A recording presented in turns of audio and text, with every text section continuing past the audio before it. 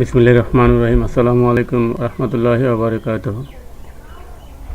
তো বন্ধুরা, আশা করি আপনারা সবাই ভালো আছেন। ইনশাল্লাহ আমিও আপনাদের দোয়ায় অনেক ভালো আছি। তো গত পর্বগুলোতে আমরা দেখেছি এমএস ওয়ার্ডের ফাইল, হোম এবং ইনসার্ট।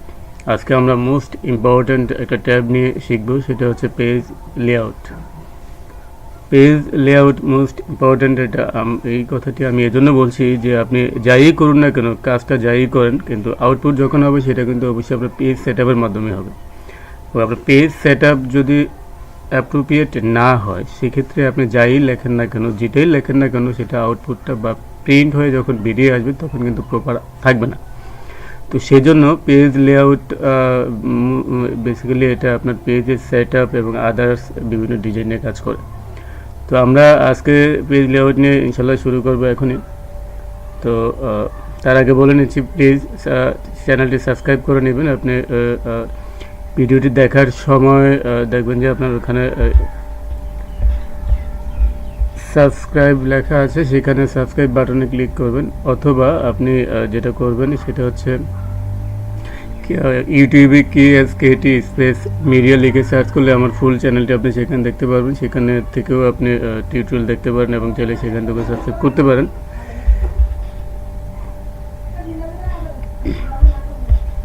তো আমি দেখাচ্ছি আপনাদেরকে একে একে বিষয়গুলো। তো প্রথমে আমাদের যে অপশানটুকু আছে সেটা হচ্ছে পেজ লেআউটের থিম অপশান।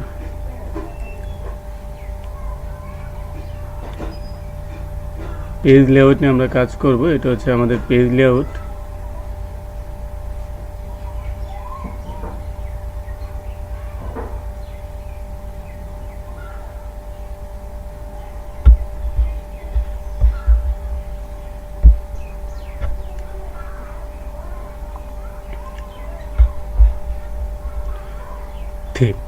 থিমে আসলে বিভিন্ন ধরনের থিম টেমপ্লেট করা আছে। আপনি চাইলে এখান থেকে যে কোনো টেমপ্লেট ইউজ করে আপনি আপনার পেজে ডিজাইন করতে পারেন।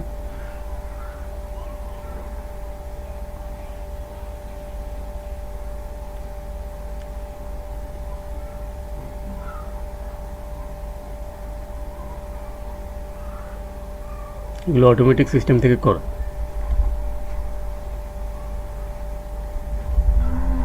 এখান থেকে চাইলে আপনি কালার চেঞ্জ করতে পারেন, ফন্ট এখান থেকেও নিতে পারেন। এখানে ফন্ট থাকে, হোম থেকে তো আমরা শিখেছি, বাট চাইলে আপনি এখান থেকে ফন্ট নিতে পারেন।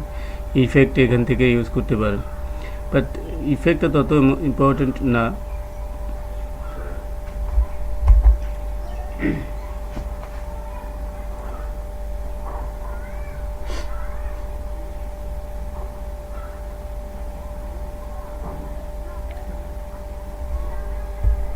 মার্জিন,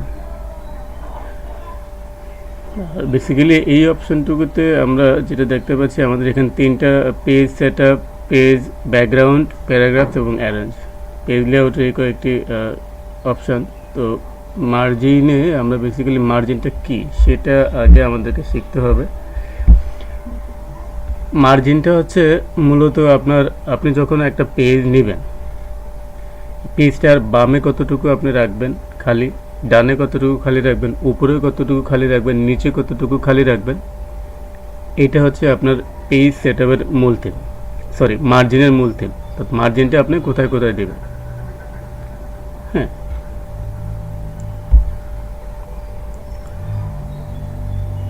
যেমন এখানে বাই ডিফল্ট কিছু দেওয়া আছে। আপনি চাইলে আসলে বাই ডিফল্ট বলতে এখানে আমরা মোস্ট যেগুলো ব্যবহার করে থাকি, যেই সেট আপগুলো, যেই বাউন্ডারি নিয়ে কাজ করি আমরা, এইগুলি এখানে আসলে অটোমেটিক্যালি দেওয়া আছে, যাতে আপনাকে কষ্ট করতে না হয়। জাস্ট এখানে সিলেক্ট করে আপনি কাজ করতে থাকবেন। যেমন এখানে আপনার বিভিন্নভাবে দেওয়া আছে। আসলে আপডেট কেন হয়? আপডেট এই জন্যই হয় যে মানুষের ইউজফুল যেই অপশানগুলো, যেগুলো খুব ফ্রিকোয়েন্ট মানুষ ইউজ করে, ওই ফ্রিকোয়েন্ট জিনিসগুলো যাতে খুব দ্রুত মানুষ করতে পারে, সেজন্যই কিন্তু আপডেট করা হয়। একটা হচ্ছে ম্যানুয়ালি খুঁজে খুঁজে বের করা, আর একটা হচ্ছে আপনার অটোমেটিক্যালি আপনার চোখের সামনে চলে আসা, খুব সহজে যাতে আপনি শর্ট সময়ে কাজে সম্পাদন করতে পারেন। এর জন্য বেসিক্যালি আপডেট করানো হয় এবং বিভিন্ন অপশান ইনক্লুড করা হয়।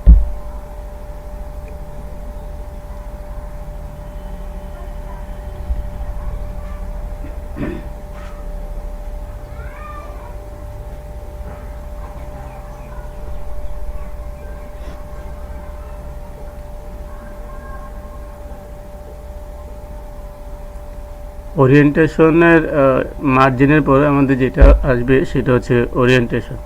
মার্জিনটা আমরা মোটামুটি শিখেছি, দেন আমরা আসবো এখন ওরিয়েন্টেশনে আসার আগে আমি কিছু কথা বলে নিচ্ছি। ওরিয়েন্টেশন আসলে দুইটা স্টেপ। ওরিয়েন্টেশন আমাদের যে অপশান, এই অপশানে আমাদের স্টেপ হচ্ছে দুইটা। একটা হচ্ছে আপনার ল্যান্ডস্কেপ আর একটা হচ্ছে পোর্ট্রেট।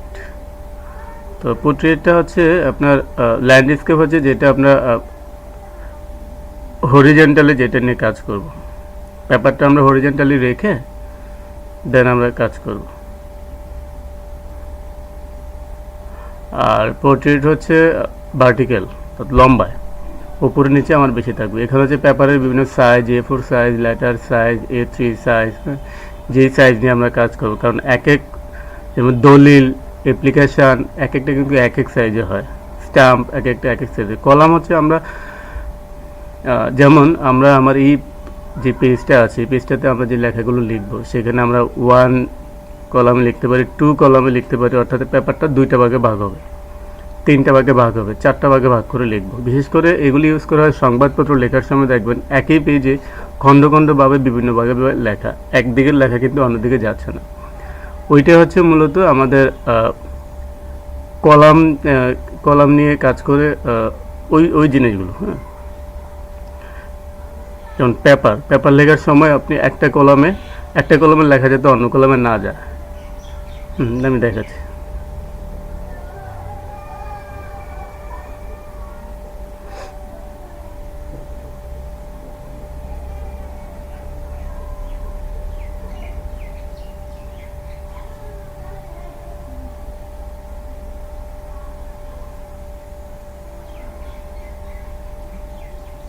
মোর অপশানগুলোতে আপনি চাইলে কাস্টম করে নিজে পছন্দ মতো সাইজ দিতে পারেন।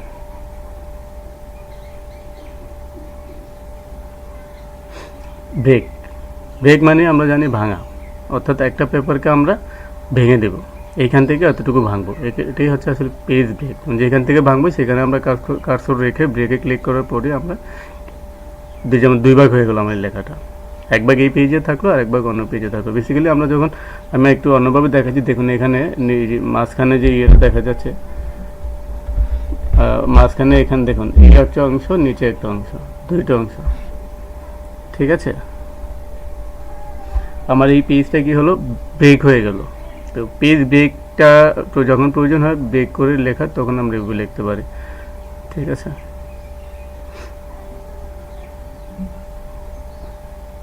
আসলে এখন মনে হচ্ছে যে এটা না হলেও হবে না। আসলে কাজ করার সময় দেখবেন যে কোনটা যে কখন প্রয়োজন সেটা আপনি আসলে এখন বলতে পারবেন না, যখন কাজ করবেন তখন বুঝবেন। সেই জন্য প্রত্যেকটাই আমরা শিখে রাখবো।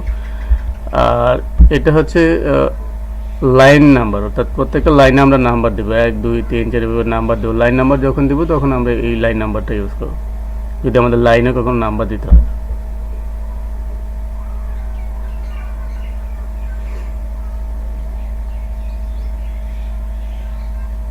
আর দরকার না থাকলে নন দিয়ে রাখবো।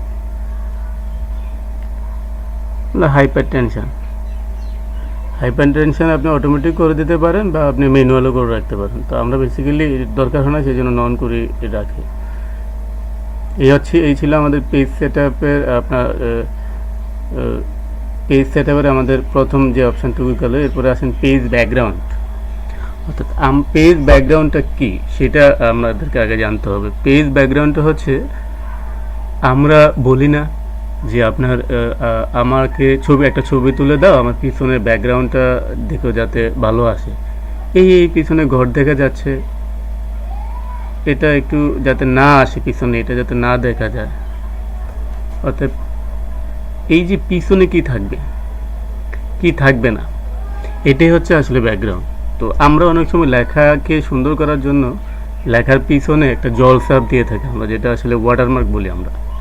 ইংলিশের ভাষায় বলে ওয়াটারমার্ক, আর আমরা বাংলায় জলছাপ বলতে অনেকেই চিনি। হ্যাঁ, তো এটাই হচ্ছে আসলে জলছাপটা। হ্যাঁ, আমি দেখাচ্ছি বিস্তারিত, একটু দেখুন।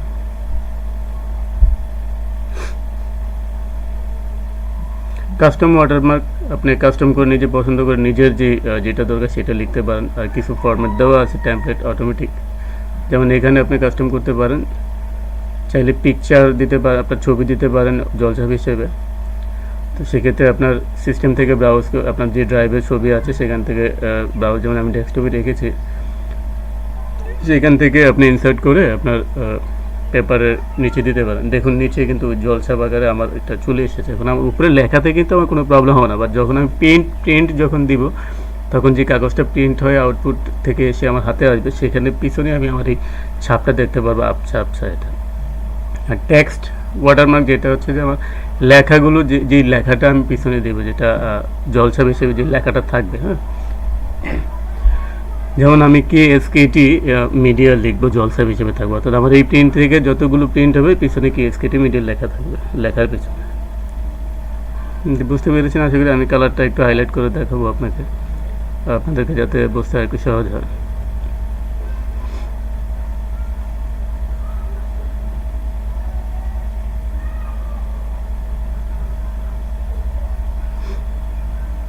এটা হচ্ছে আমার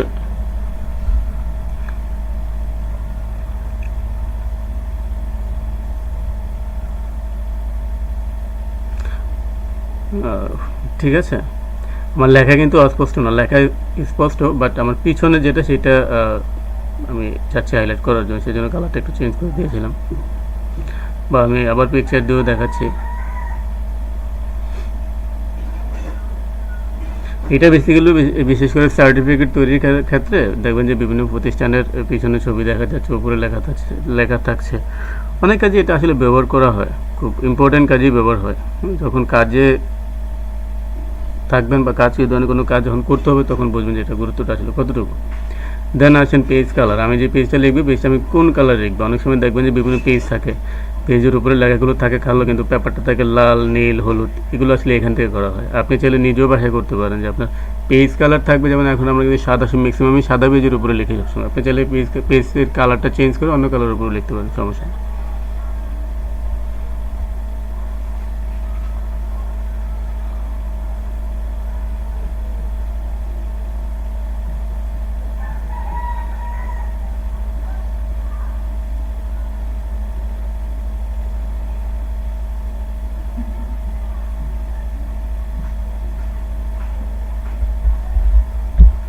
দেন আসেন আমাদের পেজ বর্ডার। অর্থাৎ পেজটা আমি কীভাবে বর্ডার করব, কোন দিক থেকে বর্ডার করব, আমার পেজে কোথায় কোন মার্জিনটা কীভাবে হবে, কেমন দেখাবে, আমি চারপাশে দাগ টেনে দেওয়া আর কি। এটা হচ্ছে পেজ বর্ডার। তো আপনি এখানে বিভিন্ন টেমপ্লেট আছে, বিভিন্ন ডিজাইন আছে, একদম সহজ। আসলে জানাটাই হচ্ছে মুখ্য বিষয় যে কীভাবে করবো এটাই, কিন্তু কাজ করা তত কঠিন না। কোথায় কী আছে সেটা জানাটাই হচ্ছে মুখ্য বিষয়, কীভাবে করতে হবে এটাই হচ্ছে মুখ্য। কোথায় কী পাওয়া যায় এটা জানা হচ্ছে আসলে মোস্ট ইম্পর্ট্যান্ট থিং।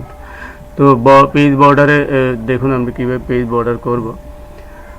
তো এটাই হচ্ছে বেসিক্যালি আমাদের আজকের পেজ ব্যাকগ্রাউন্ড অপশান। হ্যাঁ, পেজ লেআউটের পেজ ব্যাকগ্রাউন্ড অপশান ছিল এটা। তো তত কঠিন না কিন্তু, হ্যাঁ, আমাদের কাছে হয়তো যা আমরা জানা ছিল না সেবিধে হয়তো কঠিন লাগে। এখন কিন্তু আমরা পারি, জেনেছি, শিখেছি, তো এখন কিন্তু আমাদের জন্য এটা তত কঠিন হবে না। হ্যাঁ, তো এই হচ্ছে বিষয়। তো আজকে আমরা শিখলাম আমাদের পেজ লেআউটের অপশানে থিম, পেজ সেটআপ এবং পেজ ব্যাকগ্রাউন্ড। ইনশাআল্লাহ পরবর্তী ক্লাসে আমরা বাকিটুকু শিখব, প্যারাগ্রাফস এবং অ্যারেঞ্জ। এটা কিন্তু আরও ইম্পর্টেন্ট, আমি পরবর্তী ক্লাসে ইনশাআল্লাহ দেখাবো। তো আজকে বুঝে নিতে, আসসালামু আলাইকুম রহমতুল্লাহি ওয়া বারাকাতুহু। ভালো থাকবেন আর চ্যানেলটি অবশ্যই সাবস্ক্রাইব করবেন।